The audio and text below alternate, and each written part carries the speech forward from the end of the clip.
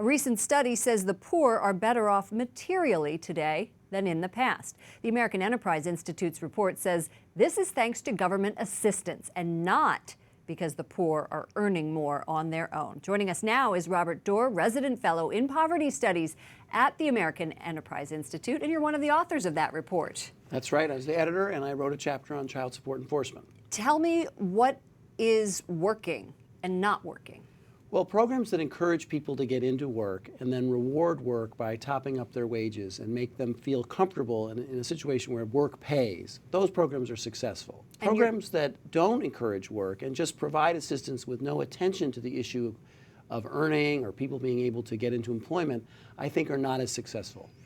Can you point to any of those programs in particular? Well, the SNAP program, or food stamps, a great program, provides a great deal of assistance to struggling Americans, which I believe in, but it doesn't do enough to help people get into employment, which is really what they want. They want to earn their own success, not escape poverty through transfer payments alone. So how would you transform SNAP?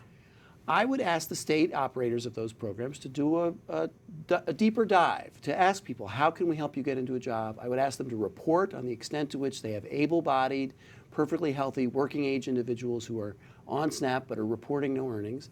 And I'd ask them to make that part of their objective, help people get employment so that they no longer need food stamps. But a lot of people, I believe, think that people who are on food stamps, people who are poor, don't want to work. What you're saying is that's not true. It isn't true. They don't. That they do want to work, and we learned in the reform of welfare reform 20 years ago that people who said that people on cash welfare didn't want to work and couldn't work were wrong then. No, they want to work. They'd much rather earn their own success. When I was the chair of the National Hunger Commission, we went around and talked to people in the country who were on SNAP, and they said, this is a great program at getting you a card, but it does nothing to get me a job. I want a job. Also today, you heard findings from a focus group of voters, Trump voters in Ohio. They are not at the poverty level, but they're above that. What did you learn from that research? Well, we learned that they're struggling and that they're having a particular hard time with the costs of raising children and working and supporting their family. And they're uncertain of what they want from government, but they definitely want to earn more in their paychecks. They would like to see the product of their work lead to greater resources for their families.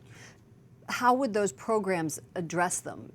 Well, you could increase a child tax credit, for instance, and give them a sort of refundable amount to compensate them for the lost dollars through payroll taxes.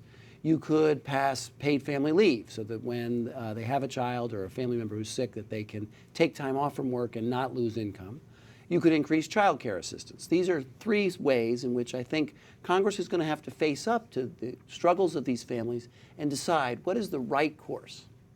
Robert Doar, resident fellow in poverty studies at the American Enterprise Institute. Fascinating study, and you're doing some wonderful work on poverty. Thank you so much for joining us. Thanks for having me.